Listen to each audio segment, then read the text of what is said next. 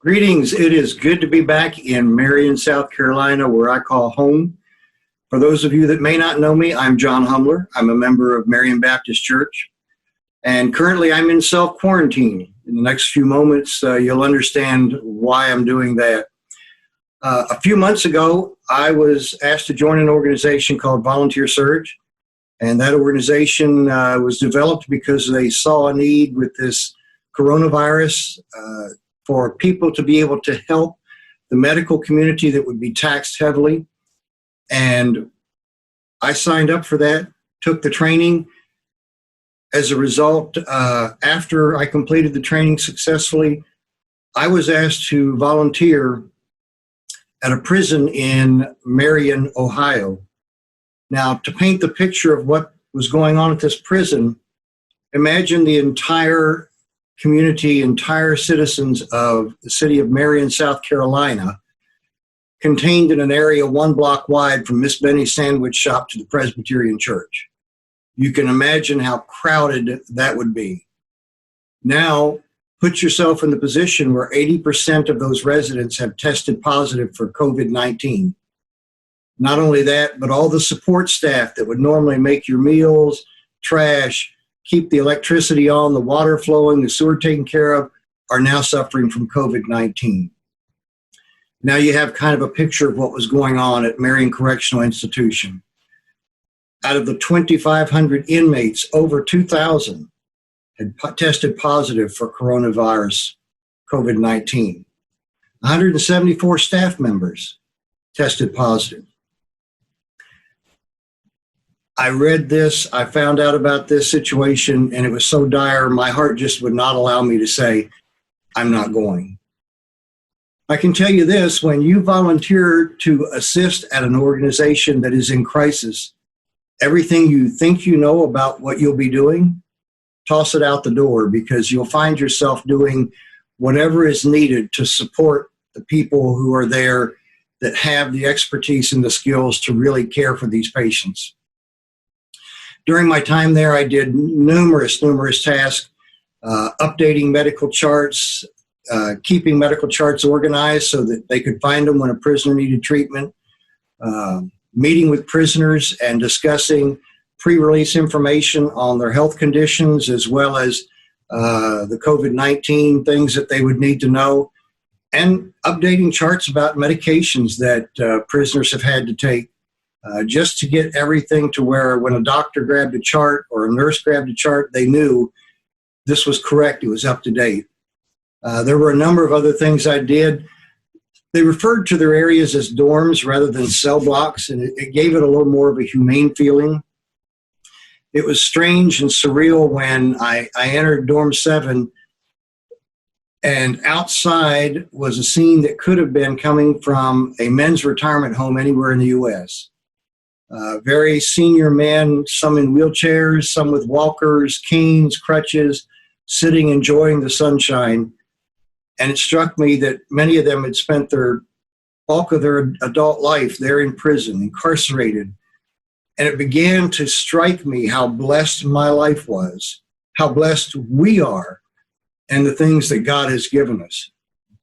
As I made my way through that area and took care of business that had been assigned, I found myself praying for not only those inmates, but for their families, for comfort during this time, for strength, and for the ability to get through this COVID issue. There were other dorms that I was in. The bunks were so close, the proximity, you had just enough room to walk between them. They used bunk beds, and when I looked at the foot traffic inside that area, it was almost like a street scene from New York City. It was just packed with people, with inmates. And I began to wonder what kind of stress, what kind of tension those people were under facing this COVID outbreak, facing that contained area. And again, it drove home how blessed we were. I wanted to share a couple of things. During my second week there, I looked at a stack of charts, medical charts, and I asked the person I was working with, do I need to file these or put them away? And they looked at me kind of strangely and they said, no. those are the inmates that we lost. And it struck me that their families were unable to be with them, even in their final hours. It struck me that regardless of what those men did that put them in that prison, they were human beings and God loved them. And I'm hoping that somebody shared the love of God with them before they left. I had an opportunity to speak with a staff member who their spouse was in ICU and on a ventilator. And I won't give you the details. I can't give you the details, but I can tell you this. I began to wonder about the commitment that these people have and realized coming to work every day to a place where you most likely contracted a virus that you took home and put one of your loved ones in intensive care on a ventilator, and yet continuing to come in, do your job, and do it well, and do it with a good attitude. It was phenomenal. I prayed for that person and for their spouse. I prayed for their recovery. One of the kind of humorous things that I saw during my 2 weeks there is there was a restroom that I used, and it had a sign in it that said, say your prayers and wash your hands because germs and Jesus are everywhere. And it was neat, the way to remember that, yes, there was hygiene we needed to practice for keeping ourselves healthy.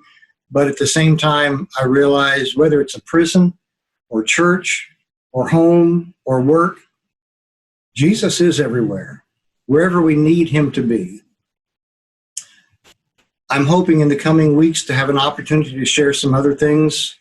But in the meantime, I want to wrap this up by asking for three things. Would you pray for the inmates and their families? Pray for the strength, physically, emotionally, to get through this time. The prison is recovering, and it's great news that they're on the mend. Pray for the staff and their families. Pray for those that are still struggling with their health issue from this COVID-19, that they will have the strength and the physical stamina to get through this and recover and return to a normal life.